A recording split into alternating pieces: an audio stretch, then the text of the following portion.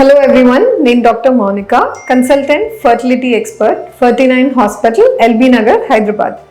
ఇవాళ మనము వీర్య కణాల పరీక్ష ఒక్కటి సరిపోతుందా మగవాళ్ళకి, ఇంకా ఏమన్నా వేరే టెస్టులు ఉన్నాయా అన్న దాని గురించి మాట్లాడతానండి. ప్రతి కపుల్ కూడా సమస్యలేమి అన్న ప్రాబ్లంతో ఫర్టిలిటీ క్లినిక్స్ విజిట్ చేసినప్పుడు ముఖ్యంగా మనం చేసే టెస్ట్లు లేడీకి ట్యూబ్స్ ఓపెన్ ఉన్నాయా లేదా అన్న టెస్ట్ అండ్ స్కాన్, అండ్ భర్తకి అడిగేది వీర్య కణాల పరీక్ష.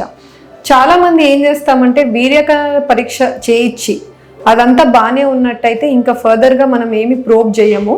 అండ్ ఇటువంటి కేసెస్లో మిస్కన్సెప్షన్ ఉండకూడదండి. వీర్య కణాల పరీక్ష అంతా బాగానే ఉంది అన్నప్పటికీ ప్రెగ్నెన్సీ రావట్లేదు అంటే ఖచ్చితంగా లేడీలోనే ప్రాబ్లం ఉండుంటుంది, భర్తలో ఎటువంటి ప్రాబ్లం లేదు అని అటువంటి మిస్కన్సెప్షన్ ఉండకూడదు.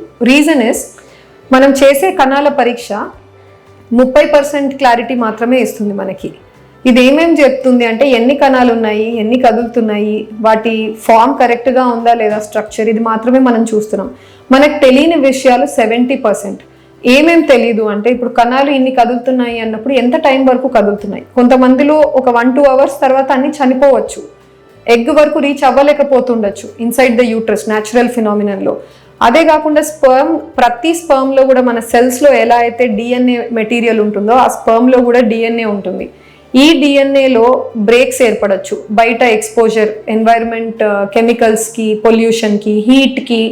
అదర్వైజ్ షుగర్ పేషెంట్స్లో ఆ హై షుగర్స్ ఉన్న బ్లడ్ బీజం చుట్టూ తిరిగేటప్పుడు ఆ ఉత్పత్తి అయిన కణాల్లో కూడా ఆ డిఎన్ఏ దెబ్బతినచ్చు. సో ఈ బ్రేక్స్ ఎంత మాత్రం ఉన్నాయి, ఇటువంటి ఫీచర్స్ మనకు కణాల పరీక్ష రిపోర్ట్లో మనకి ఏవి ఫ్యాక్టర్స్ తెలీదు.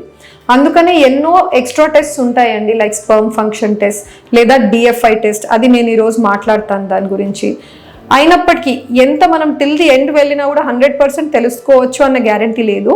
కానీ నేను చెప్పే డిఎఫ్ఐ టెస్ట్ చేయడం ఎందుకు ఇంపార్టెంట్ అంటే ఈ ప్రాబ్లం, సమస్యలేమి అన్న ప్రాబ్లం ఉన్న వాళ్ళందరినీ చేర్చి ఒక చోట వాళ్ళకు డిఎఫ్ఐ టెస్ట్ చేస్తే ఇంచుమించు 25% మందిలో ఈ డిఎఫ్ఐ అబ్నార్మల్ వచ్చింది, అంటే హై వాల్యూ వచ్చింది, బ్రేక్స్ చాలా ఉన్నాయి అని బయటపడ్డాయి.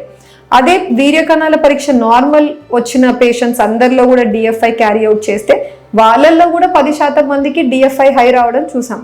అందుకనే ఈ డిఎఫ్ఐ టెస్ట్ చేసి దాన్ని కరెక్ట్ చేసుకోగలిగితే మన రిజల్ట్స్లో అట్లీస్ట్ అనదర్ 5-10% సిగ్నిఫికెంట్ ఇంప్రూవ్మెంట్ మనం చూడొచ్చు. ఈ డిఎఫ్ఐ టెస్ట్ ప్రతి చోట జరగదండి. DNA fragmentation index, full form, అంటే ఎన్ని బ్రేక్స్ ఉన్నాయి. ఈ వాల్యూ ఎప్పుడు కూడా తక్కువ వస్తే బాగుంటుంది డిఎఫ్ఐ. ఇది ఎంత హై వస్తుంది, హై రేంజ్లో వచ్చింది అంటే మీ డిఎన్ఏలో అన్ని ఎక్కువ బ్రేక్స్ ఉన్నాయి అని అర్థం. ఇటువంటి బ్రేక్స్ మీరు టాబ్లెట్స్ తీసుకుని సాల్వ్ చేసుకోవచ్చు, లేదా కొంతమందిలో బీపీ, షుగర్ ఉన్న వాళ్ళకి కంట్రోల్లో లేదు అంటే వాళ్ళ మెడికేషన్ తీసుకొని ప్రాబ్లమ్ సాల్వ్ చేసుకుంటే కూడా డిఎఫ్ఐ అనేది నార్మల్ రేంజ్కి వస్తుంది. ఐవీఎఫ్ లాంటి ప్రొసీజర్స్ వెళ్ళినప్పుడు, టెస్ట్ ట్యూబ్ బేబీ లాంటి ప్రొసీజర్స్ వెళ్ళినప్పుడు లేడీ ఎగ్స్లో హస్బెండ్ స్పర్మ్స్ ఇంజెక్ట్ చేయడానికి మేము ఐడియల్గా ఫాలో అయ్యేది ఏవి ముందు కదిలే కణాలు ఉన్నాయి, వాటికి ఏదైతే హెడ్, నెక్, టెయిల్ కరెక్ట్గా ఉన్నాయో ఆ స్పర్మ్స్ని మేము పిక్ చేసి ఎగ్స్లో ఇంజెక్ట్ చేయడం జరుగుతుంది. ఇది దాటి ఇంకేమైనా టెక్నిక్స్ ఉన్నాయా, అన్ని ముందులో కదిలే కణాలు బాగానే ఉన్నాయా, లేదా వాటిల్లో కూడా ఎక్స్ట్రా క్రైటీరియా ఏమైనా బేస్ చేసుకొని ఇంకా బెటర్గా మనం ఏమైనా టెక్నిక్తో సెలెక్ట్ చేసుకోవచ్చా బెటర్ స్పర్మ్స్ని, అప్పుడు ఈ డిఎఫ్ఐ మనకు పిక్చర్లోకి వస్తుంది.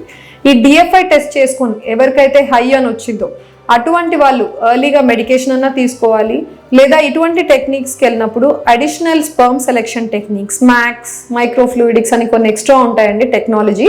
సో అవి అప్లై చేసుకొని మంచి తక్కువ డిఎఫ్ఐ ఉన్న స్పర్మ్స్నే పిక్ చేసుకొని వాడగలిగితే ఫర్టిలైజేషన్ అంటే కలయిక జరిగే ఛాన్సెస్, Day 3, Day 5 ఎంబ్రియోస్, మీకు ఎంబ్రియో ఫామ్ అయ్యే ఛాన్సెస్ అన్నీ కూడా మ్యాక్సిమైజ్ అవుతాయి.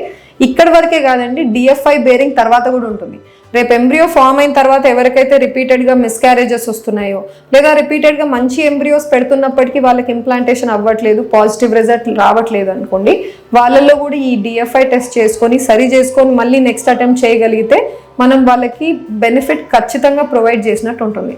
అందుకనే అందరి మెన్ వీర్య కణాల పరీక్షతో స్టాప్ చేయకుండా ఆ ఒక్క పరీక్ష బాగుండి అయినప్పటికీ రిజల్ట్ రావట్లేదు అంటే వైఫ్ ఒక్కటే డీటెయిల్గా ఎవాల్యుయేషన్ వెళ్ళకుండా హస్బెండ్ సైడ్ నుంచి కూడా మీరు క్లినిషియన్తో డిస్కస్ చేయగలిగితే ఇటువంటి అడిషనల్ టాపిక్స్ లేదా అడిషనల్ టెస్ట్ మీకు ఏవైతే అవైలబుల్ ఉన్నాయో వాళ్ళు చెప్పగలరు. Thank you.